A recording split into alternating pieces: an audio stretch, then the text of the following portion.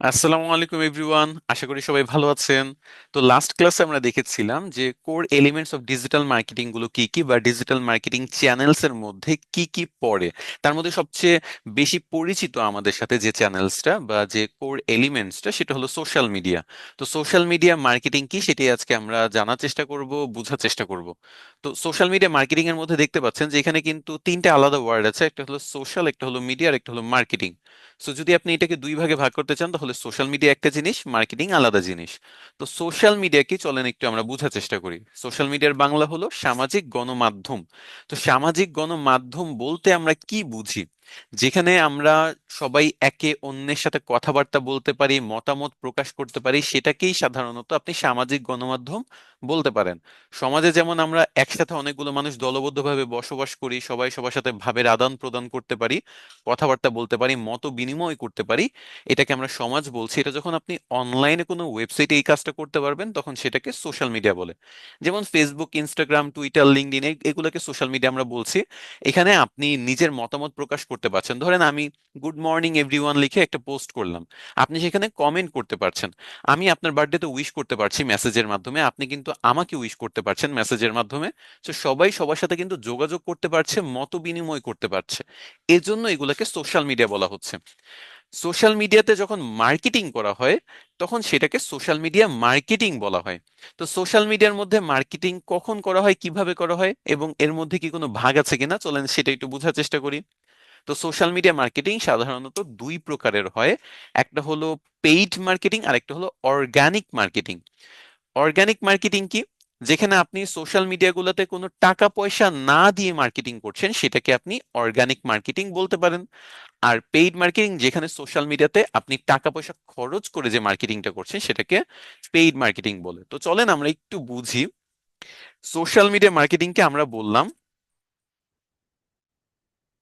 দুই ভাগে ভাগ করা যায়। একটা হলো অর্গানিক, আরেকটা হলো পেইড। ওকে। তো অর্গানিক মার্কেটিংটা মূলত যেখানে আপনি ফ্রিলি করতে পাচ্ছেন, আর পেইড মার্কেটিং এ আপনি টাকা পয়সা দিচ্ছেন। কাকে টাকা পয়সা দিচ্ছেন? ফেসবুককে বা সোশ্যাল মিডিয়াগুলোকে টাকা পয়সা দিচ্ছেন।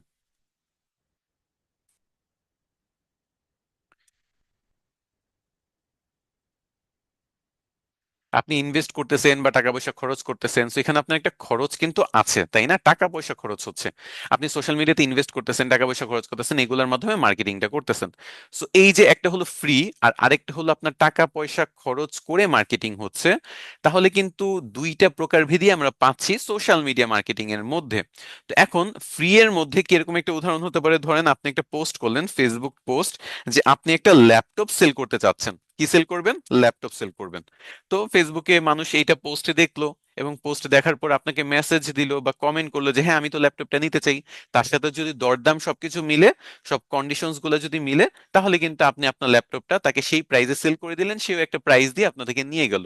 এখানে ফেসবুককে কিন্তু একটা টাকা পয়সা আপনার দিতে হয়নি, ফেসবুক কিন্তু আপনার থেকে একটা টাকা পয়সাও চায়নি। তো এটা হলো অর্গানিক মার্কেটিং। আমি একটা প্রোডাক্ট সেল করে ফেললাম, মার্কেটিং করে ফেললাম, কিন্তু আমার কোনো কিছুতে টাকা পয়সা খরচ করতে হয়নি। আর যদি পেইড মার্কেটিং এর কথা ধরেন, তাহলে আমার ফেসবুকে অ্যাড রান করতে হবে। এই অ্যাডটাতে কেউ ক্লিক করে তারপর হয়তো এই ল্যাপটপটা কেনার জন্য আগ্রহ প্রকাশ করবে, এবং তখন আমার ল্যাপটপটা হয়তো বা বিক্রিও হয়ে যাবে। তো এই অ্যাডটা যে আমরা দেখছি, আমরা ইউটিউবে ভিডিও দেখার সময় দেখি যে অ্যাড আসে, ফুড পান্ডা অ্যাড দেখায়, দারাজ অ্যাড দেখায়। আবার ফেসবুকেও দেখি যে ঘরের বাজার ডট কম, ফুড পান্ডা, বিকাশ, দারাজ, গ্রামীণ ফোন, সব কোম্পানি মোটামুটি আমাদের অ্যাড দেখাচ্ছে। তো এই যে অ্যাড দেখাচ্ছে, এটা কিভাবে আমাদের সামনে আসতেছে? তারা ফেসবুককে টাকা পয়সা দিয়ে বলছে যে আমার এই অ্যাডটা তুমি সবাইকে দেখাও। তো তারা ফেসবুককে যত বেশি টাকা দিবে, তারা তত বেশি মানুষের সামনে তাদের অ্যাডটা পৌঁছায় দিতে পারবে। সো এটাই কিন্তু পেইড মার্কেটিং এবং অর্গানিক মার্কেটিং এর মধ্যে ডিফারেন্স। সো আমরা ডিজিটাল মার্কেটিং এর মধ্যে অর্গানিক মার্কেটিংও করে থাকি, পেইড মার্কেটিংও করে থাকি। অর্গানিক মার্কেটিং আমরা খুব সুন্দর লুক্রেটিভ পোস্ট ভিডিও তৈরি করে দেন আমরা করি যেমন অনেক সুন্দর সুন্দর কন্টেন্ট, পিৎজা বার্গের কথা যদি একটু উদাহরণ হিসেবে আমি বলি, পিৎজা বার্গ কিন্তু অ্যাড রান করে না, ওরা কিন্তু সম্পূর্ণ অর্গানিক মার্কেটিং এর উপর চলে।